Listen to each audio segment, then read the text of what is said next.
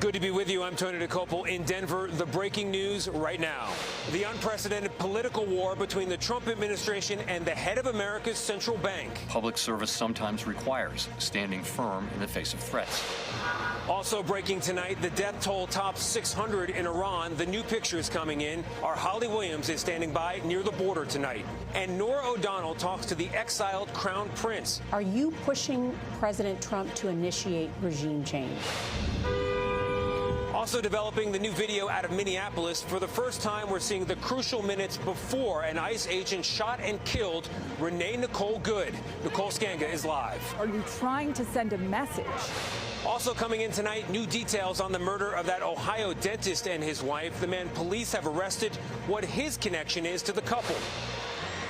Ball's intercepted. The game is over.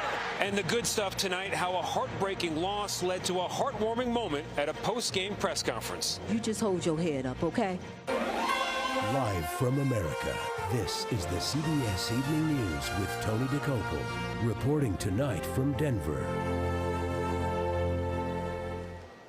Good evening and welcome to week 2 of our Live from America tour, coming to you tonight from Union Station in downtown Denver. But we're going to begin with a weekend of never-before-seen political warfare. It has spooked investors and caused even some Republicans to break ranks tonight. For nearly a year now, President Trump has been attacking Federal Reserve Chairman Jerome Powell, calling him stupid and pushing him to lower interest rates. Now the Trump administration has launched a criminal investigation into Powell personally, all tied to his renovation of the Fed's headquarters in Washington. And for the first time publicly, Powell is hitting back tonight. Weijia Zhang is at the White House following all this for us. Weijia, good evening. Tony, good evening. The Justice Department's move represents an extraordinary escalation in the president's pressure campaign against the Fed chair. Tonight, lawmakers in both parties warn the Federal Reserve's independence and credibility is at stake. President Trump has attacked Federal Reserve Chairman Jerome Powell for years, and now the Fed chief is firing back. In a rare public statement on social media, Powell claimed the DOJ's investigation is the direct result of his refusal to follow Trump's demands to lower interest rates. The threat of criminal charges is a consequence of the Federal Reserve setting interest rates based on our best assessment of what will serve the public, rather than following the preferences of the president. On Friday, the DOJ served the Federal Reserve with grand jury subpoenas linked to the Fed's multi-billion-dollar renovation project and said in a statement U.S. attorneys have been instructed to prioritize investigating any abuse of taxpayer dollars. Did the president ever direct DOJ officials to open an investigation into Powell? No. The president has made it quite clear he thinks Jerome Powell is bad at his job. The probe sparked bipartisan backlash. The Fed has been the gold standard for that kind of monetary policy decision-making, and Donald Trump is just burning that to the ground. Republican Senator Tom Tillis went further and said he would oppose the confirmation of any nominee for the Fed until the matter is resolved. Powell's term as chair is set to expire in May. Trump has threatened to end it sooner. I'd love to fire his. He should be fired. He has also accused Powell of wasting money on fixing up the Fed. It looks like it's about $3.1 billion. It went up a little bit, or a lot. So the 2.7 is now 3.1. I'm not aware of that. Weijia, while we have you, there's also a development tonight in that ongoing conflict between the Secretary of Defense, Pete Hegseth, and Democratic Senator Mark Kelly of Arizona. What can you tell us? Well, tonight, Senator Kelly has filed a lawsuit to block Secretary Hegseth from stripping his Navy rank as captain. Last week, Hegseth issued a formal letter of censure and started a process that could result in Kelly's demotion. Hegseth launched an investigation last November after Kelly participated in a video telling service members they do not have to obey unlawful orders. Kelly alleges Hegseth does not have the legal authority to demote him. Tony. All right, Weijia, thank you very much. We're going to turn now to Minnesota and the new reactions coming in after last week's deadly shooting of Renee Nicole Good by an ICE agent. The Minneapolis police chief tells the New York Times the shooting was, quote, predictable and, as he put it, entirely preventable. Nicole Skanga has late developments from Minneapolis. DHS is not above the law, and the people of Minnesota are certainly not beneath it. Minnesota announced today it's suing the Department of Homeland Security. The state joins Illinois in filings that argue the sweeping federal immigration operation in each state has violated federal law. We are asking this federal government to stop the unconstitutional conduct that is invading our streets each and every day. DHS this weekend released a video showing the minutes leading up to the killing of Renee Good. She and others are heard honking car horns. Trump administration officials have claimed she intended to ram ICE agents before she was shot. Okay. We were there as federal agents deployed pepper balls and tear gas against protesters on Sunday. Stay out of the road. Led by Border Patrol Commander Gregory Bavino, who says immigration operations on the ground will continue. We watched as you confronted protesters right there. It didn't look like de-escalation, but are you trying to send a message? The agitators and the rioters here in Minneapolis need to understand that our operations will continue unabated despite the violence they perpetrate against law enforcement. ICE officers and agents aren't patrol cops. CBS News national security contributor Sam Vinograd says that ICE is moving from targeted arrests into street-level patrols. ICE personnel are being asked to do a different kind of enforcement mission with less training and perhaps not the right training. DHS has called Minnesota's lawsuit baseless, and in a statement released last night, Renee Good's family describes her as optimistic and hopeful with a seemingly infinite capacity for love. Tony. Nicole Skanga with the sound of protest there behind her. Nicole, thank you very much. We turn to international news now. The deadly situation in Iran as fiery protests stretch into a third week there. President Trump has been threatening U.S. military action if Iran's leaders continue a lethal crackdown on their own citizens. Now he says the regime wants to negotiate. Holly Williams is just across the border in Iraq. At a morgue near Tehran, the Iranian capital, this video appears to show row after row of body bags, just some of those killed during anti-regime protests. At least 648 demonstrators have lost their lives, according to one human rights monitoring group, though we cannot independently verify that. The mass protests began last month, fueled by Iran's flailing economy. Some are openly calling for the end of the Islamic Republic. Videos posted online appear to show Iranian security forces responding with gunfire. We're looking at some very strong options. President Trump has repeatedly threatened to hit Iran hard if protesters are killed. A U.S. official told CBS News that Trump's been briefed on options for military strikes inside Iran. The Iranian government held its own rallies today, warning it'll retaliate against any U.S. attack. We're ready to face you, said the Speaker of Iran's parliament. Come and see what will happen to American bases, ships and forces. But President Trump said Sunday that behind closed doors, the Iranian regime is seeking a diplomatic solution to this crisis. Yesterday, the leaders of Iran called. Iran wants to negotiate, yes. We may meet with them. Iran's threat to retaliate against a U.S. attack is concerning where we are, just across the border in Iraq.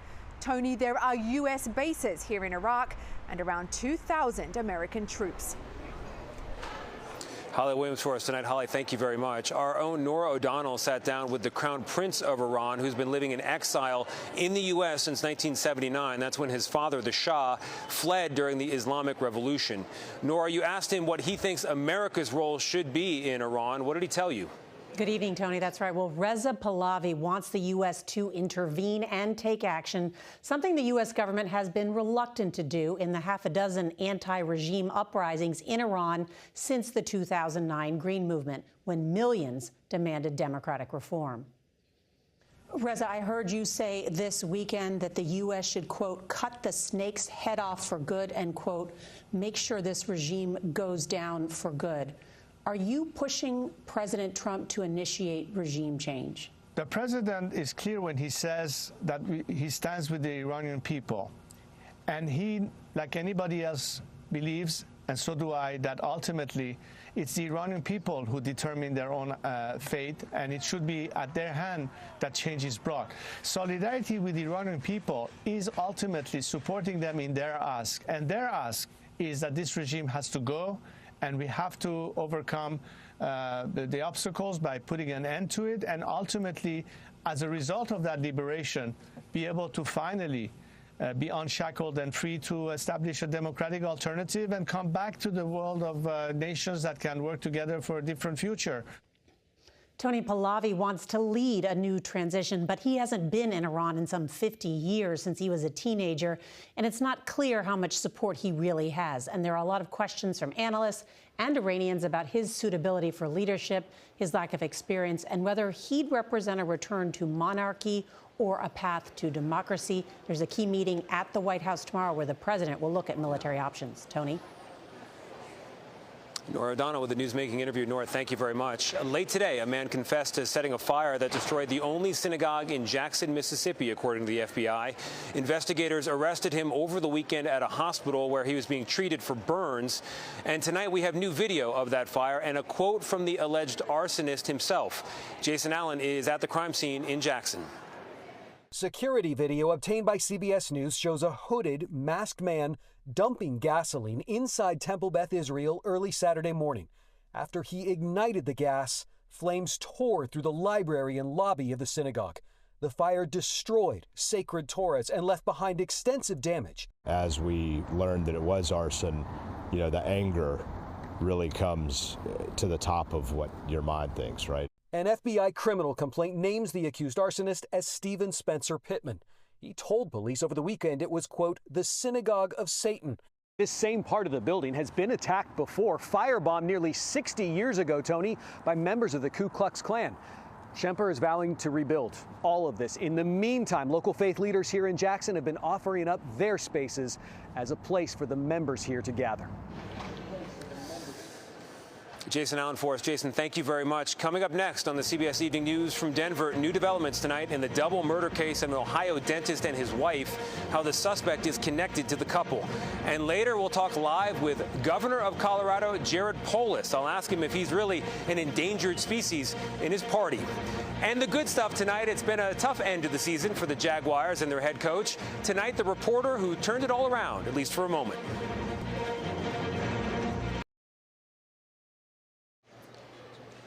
The man accused of killing an Ohio dentist and his wife appeared before a judge today. He's the ex-husband of Monique Tepe, who was shot in her home 2 weeks ago, along with Dr. Spencer Tepe. Lacey Crisp from our CBS Columbus affiliate WBNS reports now on the look on the suspect's face in court. In his first appearance in an Illinois court, Dr. Michael McKee showed no emotion. McKee is facing 2 counts of premeditated aggravated murder for the killing of his ex-wife Monique Tepe and her husband Spencer Tepe in Columbus, Ohio. In court, McKee indicated his intent to plead not guilty and to return to Ohio to face the charges. Your name, sir, for the record? Michael McKee. The Columbus Police Department released this video last week showing a person of interest near the crime scene. Detectives say they found McKee by linking him to a vehicle near the Tepe home. He's laying next to his bed, off of his bed in his blood. The couple was found shot to death on the morning of December 30th. Their 2 children were in the house unharmed. So far, investigators have not provided a motive. Government records show that McKee and Monique married in 2015. Monique filed for divorce in 2017. And McKee is expected to be transferred to Ohio sometime this week. Now, family members of Monique and Spencer Tepe tell me tonight, quote, they are fully confident that Michael is the one who committed these crimes. Tony? Lacey, thank you very much. Ahead in a moment, the governor of Colorado joins us to talk about why he legalized lemonade stands for kids and the lessons in that for Democrats nationwide. Stay with us.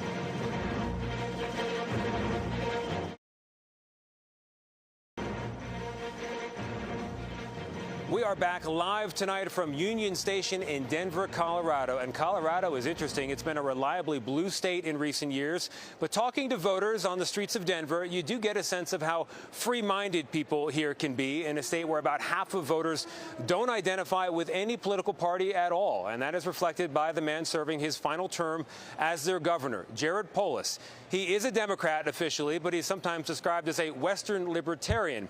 And he doesn't have to face the voters again unless, of course, he runs for president. Governor, welcome to the CBS Evening News. Tony, welcome to Denver, Union Station. We're so excited to have you here. I fit the part, right? You like the coat? You're dressed more Colorado than me. I thought I had to dress all up for this big show. Well, let's talk about you, because I'm trying to figure you out tonight. You've been described as a politically endangered species, and I think it's because people can't put you in a category. On the one hand, you're pro unpasteurized milk. You've legalized this lemonade stand for kids thing. You've legalized magic mushrooms. You've opposed vaccine mandates. Where do you fit politically? Do you think there's a lesson in your success? I think a good way to say it is pro-freedom, right? So talk about lemonade stands for kids. It means you don't need a permit for your kid to open a lemonade stand in your neighborhood, right? I'm pro-vax. Me and my family are vaxxed. I don't think the government should force you to get vaxxed. Education, absolutely. The importance of health. So pro-freedom. So then talk to me more about the vaccine situation, because you have opposed vaccine mandates. You're pro-freedom. Where does that mean you come down on the CDC's new moves here, recommending fewer shots for kids today? Well, those are recommendations, obviously, and I think... You support them? We separate in Colorado. We use some of the national recommendations that, again, it's up to each parent to make that decision for their kids. It's good to put the best possible information in front of people. In most cases, getting vaccinated is the best way to protect your health and your kids' health. Speaking of the best possible information, the Trump administration is fighting in court to withhold billions of dollars in child care funding from your state and 4 others, all tied to potential fraud. Can you bottom line it for us? Is there fraud in this state? Is it a real problem? Well, look, we welcome any way to look at fraud and defeat it. I mean, we see the federal government as a partner in that. Freezing it before they found any fraud, that's really inappropriate. Have let's work together to do it. Have you found any fraud? We have one of the lower fraud rates of every state. Every state is going to have some misuse of funds. We have one of the lower ones of 50 So states. as you see it, it's a real problem, but not a big problem. No, look, every dollar of wasted taxpayer money is a real problem that we should take seriously. Let's talk about Tina Peters. She's a Mesa County clerk. She's in jail right now, 73 years old. Her crime was unauthorized access to voting machines in 2020. President Trump wants this woman out of prison. You seem to oppose him on this. It's state charges. But now maybe you're coming around, I read. What are you thinking on Tina Peters? Well, look, you can't give the president the headspace on this. You look at every case on clemency and on the merits, right? You have somebody who is nonviolent, first-time offender, elderly. On the other hand, does she take full accountability for a crime? We don't look at this in isolation. I have dozens of these requests that we look at regularly, and I want to make sure we don't look at this one in any different way. So you're thinking about it? We're thinking about all of them. Any governor, any executive is able to provide a check through this ability to reduce sentences, and we look at that in dozens of cases every year. And in my last year, certainly mercy and giving people a second chance, it's a core value of mine, and I'm really looking to do it in other ways that can help people. All right, Governor Polis, I know you're sticking around for some additional questions. We really appreciate you coming by and spending some time with us. Thank you very much. Thank you, Tony. Governor Jared Polis. We'll be right back on the CBS Evening News.